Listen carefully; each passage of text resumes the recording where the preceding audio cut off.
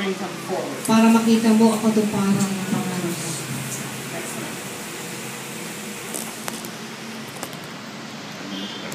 This one here is a question that Ito ang tanong dito. not too many people know. What is the Ano richest ang place pinakamayamang lugar in the world? sa buong mundo?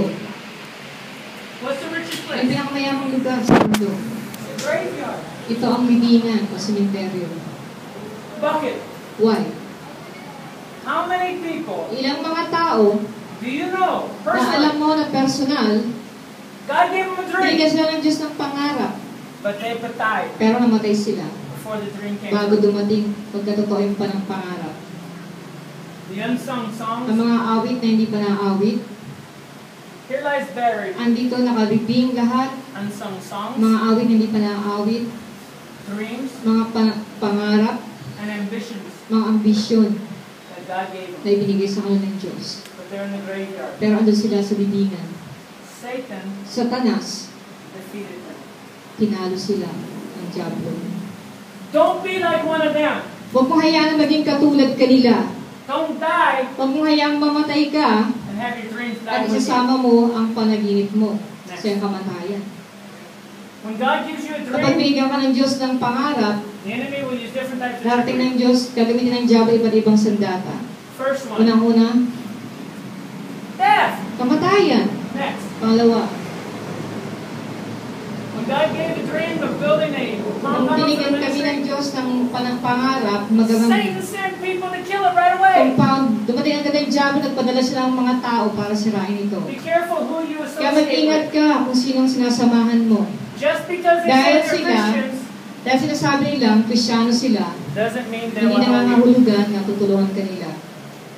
Nehemiah shared his Si burden with Nehemiah, them. binahagi niya ang kanyang kabigatan sa kapwa Hudyo. Be cautious who you share your dream Mag-ingat with. ka kung Stay kanino away mo from binabahagi negative ang people. iyong mga panaginip. Next. Lumayo ka sa mga negatibong Stay tao. away from dream killers, elbows. Lumayo ka sa mga mamamatay ng panaginip. Surround yourself Paligiran mo ang iyong sarili with positive ng mga people positibong tao to encourage you. para palakasin ka. Your pastor should Ang be iyong your number pastor, one dapat siya ang bond, kauna-unahang tao. because he should encourage you the Dapat most. siyang magpalakas sa inyo. Next. Pangalawa. Number 2 is fear. Number 2, pagkatakot. Satan sent people to Nagpapadala ang intimidate Diyos. Nehemiah during the Nagpadala ang rebellion Diyos. of law. Nagpadala ang kaaway ng mga tao para Satan will takutin. do anything to Sige, stop gagawin ng your Diablo ang dream. lahat ng bagay para pahintuin ka, para nabigyan ng katuparan ang iyong pangarap. Our Christian family Ang and mga friends, Kristiyano namin, pamilya namin, very, very stubborn. napakatigas ng ulo nila. You're not talking about the Hindi ka Philippines. tinawag para pumunta ng Pilipinas. Hindi naman. Sabi, hindi. You'll never make it there. Hindi kayo tatagal doon sa Pilipinas. Next. Satan will fill your head with lies like, Pupunin ng Diablo ang kanyang isip mo ng mga kasinungalingan katulad ng, what if I didn't hear from God? paano kung hindi Diyos ang narinig ko? What if they're right about me? Paano kung tama sila patungkol sa akin? What if we answer the call as Paano missionaries kapag tumugon kami sa tawag ng Diyos bilang misyonero and we starve at nagutom kami because of no support? dahil walang suporta? What if God doesn't really provide for us? Paano kung ang Diyos hindi nag-supply ng aming pangailangan? Very hard. Mas mahirap. Next. Satan will put doubt. Ang Diablo maglalagay ng alinlangan. What did he do to Eve? Anong ginawa niya kay Eva? Has God indeed Talaga bang said? sinabi ng Diyos? Are you sure you heard from Sigurado ka, God? nakarinig ka sa Diyos. What if you're wrong? Paano kung mali ka? What if you're wrong? Paano kung mali ka? Doubt. Pag-alinlangan. Satan's tactic, doubt. Ito ang taktika ng Diablo, pag-alinlangan. Doubtful Thomas. Katulad ni Tomas.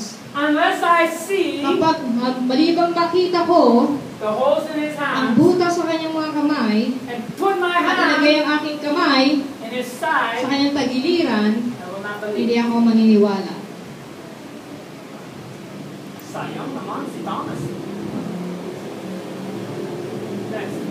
When God told Abraham to Nung make sinabi a ng Diyos first kay Abraham nation, na siya maging ama ng buong bansa, he doubted at first, nag-alinlangan siya nung una and he laughed. at Next. tumawa siya. Envy and jealousy. Pagkaingit at pagpaninibugho. You gotta really pay attention Kailangan about this. mag-ingat kayo patungkol dito.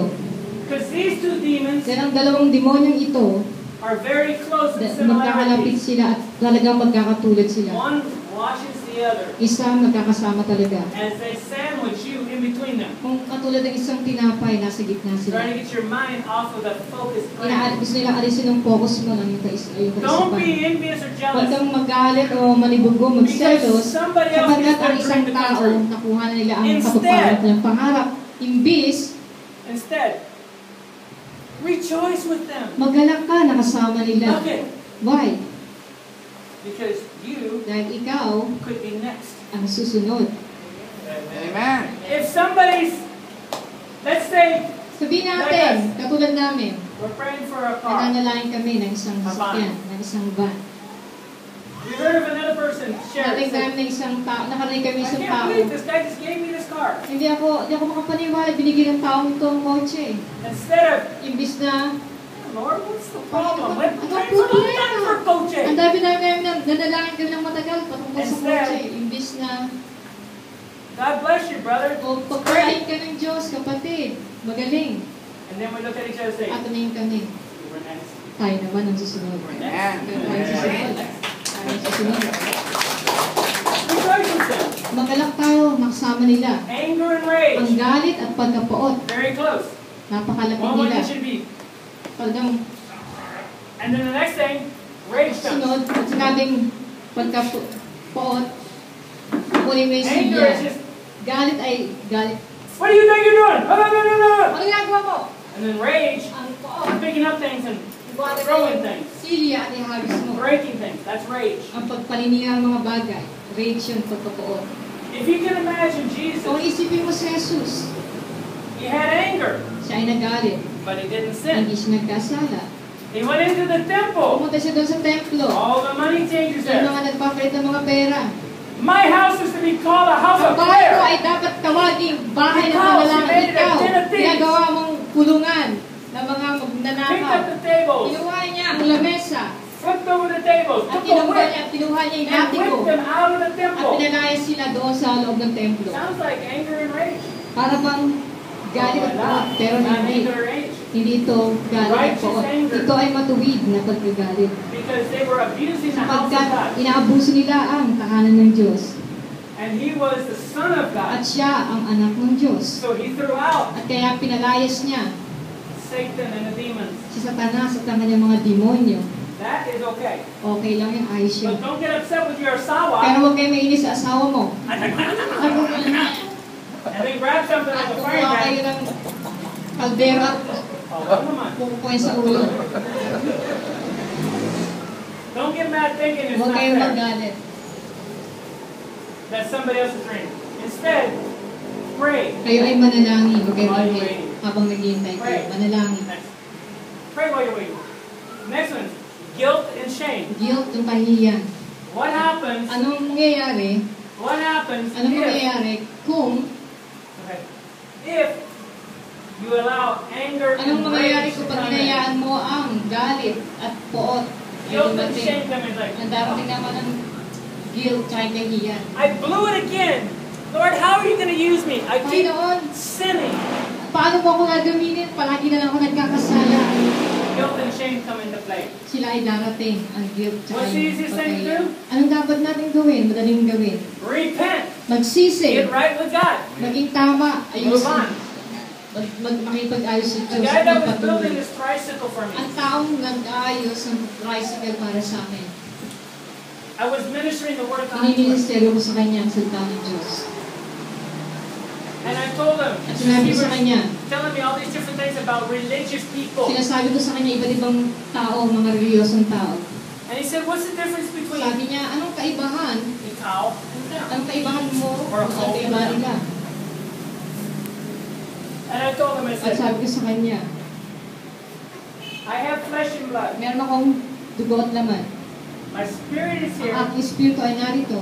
I have a soul. Meron akong And I kaluluwa. live in a fleshly At body. ako ay nabubuhay sa Therefore, I'm laman. not perfect. Ibig sabihin, hindi ako perfecto. Hindi I ako make ganap. mistakes. Nagkakaroon ako nagkakasala ako.